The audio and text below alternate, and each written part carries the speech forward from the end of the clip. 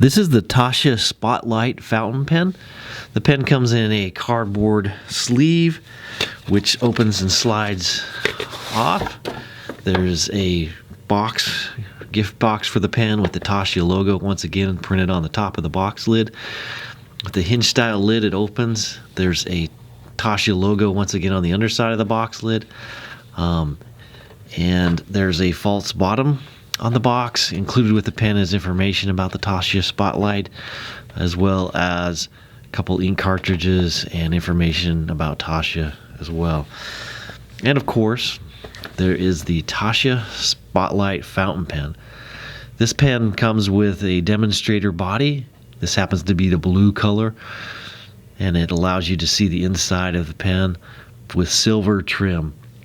At the bottom of the cap is a pretty good sized band with the Taccia logo printed on the band. And it has a ring at the top which attaches the clip. No engravings on the clip, just a basic curved shape design and kind of a cigar type shape or torpedo shape to the pen, with just rounded ends on both the cap and the bottom of the barrel of the pen. The cap is threaded and will unscrew and easily posts on the pen with a matching section with the blue resin, so you can see the ink flow through the section of the pen.